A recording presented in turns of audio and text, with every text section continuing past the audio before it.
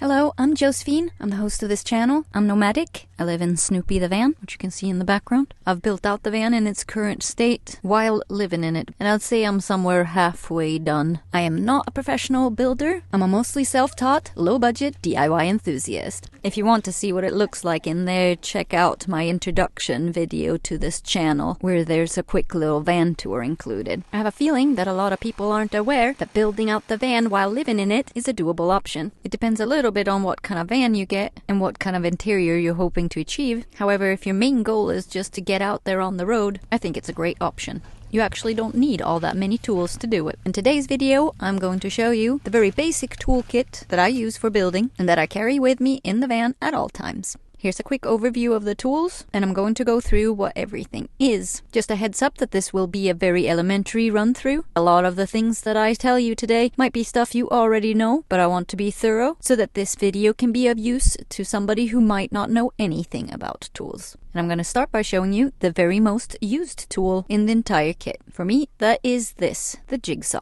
The jigsaw is an extremely handy little saw that has vast capabilities. It's compact, inexpensive in most cases, and so are the saw blades that you'll need to go with it. I really like this Black & Decker curve control jigsaw. It has different settings that makes it either cut faster or easier to cut curves. In contrast to building in a house where your walls are usually fairly straight, all vans will have more or less of a curve to them. More than half of your cuts are likely not to be conventional straight cuts. The base plate can also be angled in case you want to cut anything on a slant. I'll put a link to where you can buy this and some other of the things that I really like that I'm showing you today in the description below. At the time of the making of this video, I do not earn anything from you clicking on the link. I'll add a disclaimer in the text if that changes. In the same breath, I want to remind everybody that second-hand tools are pretty readily available as well these days. As I said, the saw blades for jigsaws are pretty inexpensive. There are different kind of blades depending on what you want to cut. On the very left there, the blade with the largest teeth is made for cutting regular wood, such as wood planks. Next to that is one with the smaller and straighter teeth. These ones are made for laminate materials. Great for cutting thin plywood, which I've used a lot of in my van. And next to that one, this blade has even smaller teeth because it's made to cut metal. But I've also found that I really like using this blade when I'm cutting wood and I want a really clean cut. As it has very small teeth, it does take longer to cut, but the wood barely splinters at all. Then all the way to the right here, it's a skinnier blade, and that's made to do tight curves. Second most used power tool, a power drill, both used for drilling holes and driving in screws. The driving in screws part is really important, as you never really use any nails when building a van. Due to everything jumping around so much when you're driving, screws guarantee that your build is secure.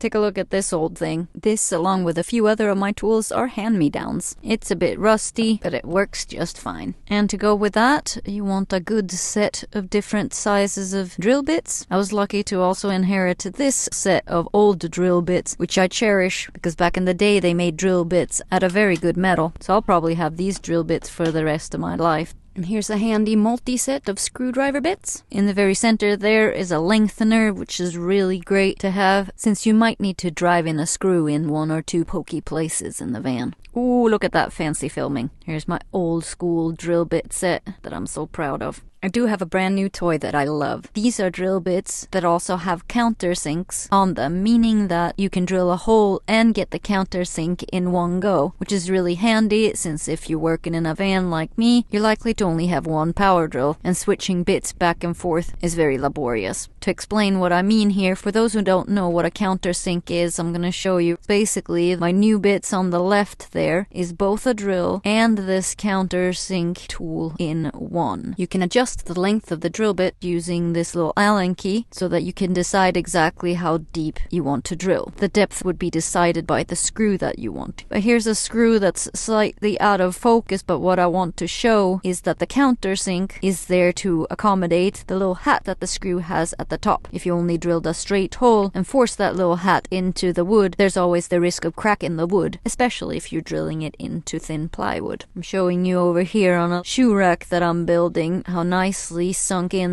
the screws are because I used those special drill bits. Okay, another power tool, sander. There are different kind of electrical sanders. This is called a vibration palm sander, and it's a great type of sander for finishing sanding, both flat surfaces and on edges. There are two things that I really like about this sander, one being that it is very small and compact, and that it uses regular sandpaper. Lots of other types of electrical sanders will only work with particular types of sandpaper or pads, but with this one you can buy any grit sandpaper in regular sheets. You divide them in 4. Actually, it's slightly less than a quarter of the paper, which is irritating, but never mind. Here I'm showing you how to attach the sandpaper onto the sander using these little clamp down combs on each end. I'm putting some 150 grit sandpaper on here, which I think is a great medium grit finishing paper for more or less all applications. However, you can use coarser grit, which will have a lower number, like 80 for example, and that will wear off a lot more the wood that you are sanding.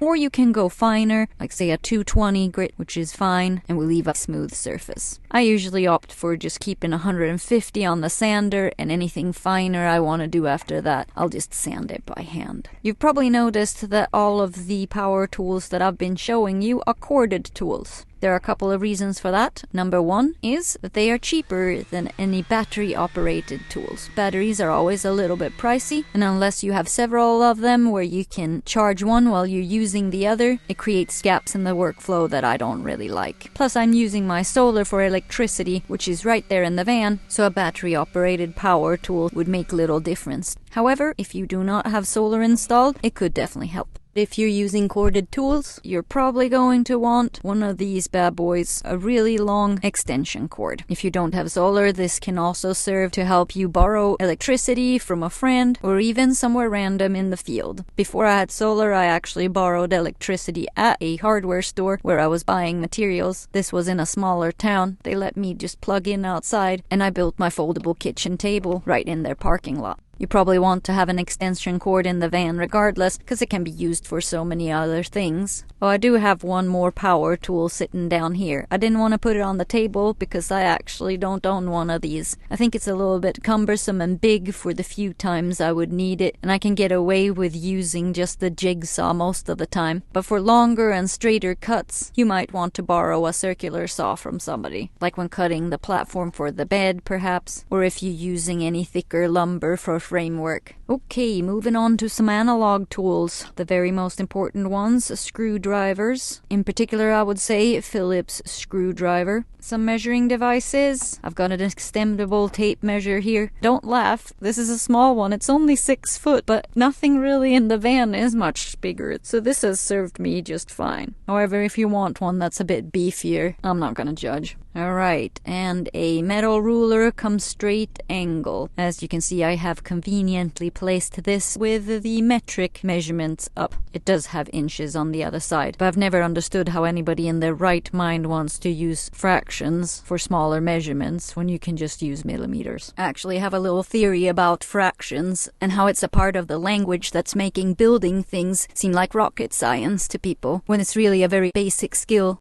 And then to something really elementary. It might seem trivial, but markers are important. I always keep a regular pencil around for marking wood, and a Sharpie for marking other materials. I've got a couple of different types of pliers, which I've mostly used for disassembly of the original interior of the van. An adjustable wrench, which I've also mostly used for disassembly, but I have used some nuts and bolts to put a few things together. And since it's wise to use Loctite bolts in a van, again, due to the rattling, you might need a wrench in order to tighten them up. Next up, I have a couple of tiny hand saws. I keep a fine blade on one, and then one with a little bit of a coarser blade. A socket wrench set, also mostly used for disassembly, but you definitely want to own one of these if you're living in a vehicle, since socket wrenches are used so much for things that are happening under your hood. I have bought a special little attachment for my socket wrench that looks like a star. The reason for that is that in my van, passenger seatbelts were bolted onto the frame with this particular fitting. I wanted to take the belts out, and I've also used the ones in the farthest back for mounting a shelf. I figured using bolts that were already made to fit into the frame would make the shelf extremely sturdy, and it really worked.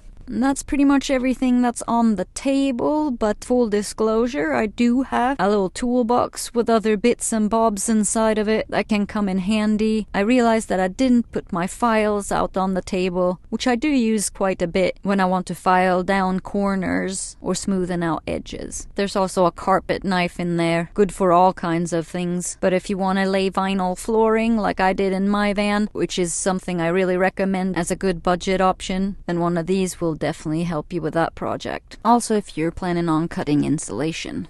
Okay, as I mentioned, I use my power tools with the help of the solar power I already have installed in the van. That was a priority for me very early on in the build. You'll see me jumping into the van with the end of my extension cord there. What I'm plugging it into is my 1500 watt pure sine wave inverter. It is powered by 200 watts of solar power that feeds into a 100 amp hour lithium battery. That's a quick rundown of the power that you could need if you wanted to use power tools. My solar setup is not a particularly beefy one. It is pretty standard for this size of van, really. I'm only running the tools in the middle of the day when I have sun on the panels so that my battery is replenished continuously while I'm working. I've monitored and checked so that the tools I'm using aren't draining the battery too much. However, that is the best thing about a deep cycle lithium battery. Unlike most other batteries, they will not be destroyed if you happen to accidentally run them to empty.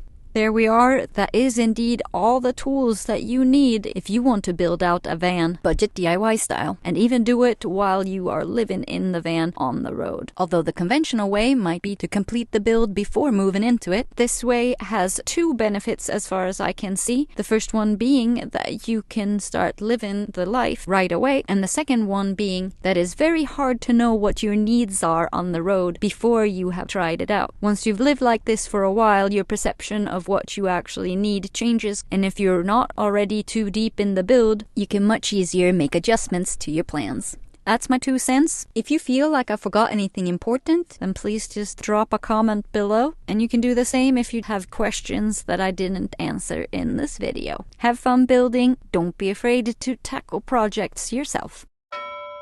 Whoa, that was that. Thank you so much for watching. Please give the video a thumbs up if you liked it, subscribe, and check out some more videos.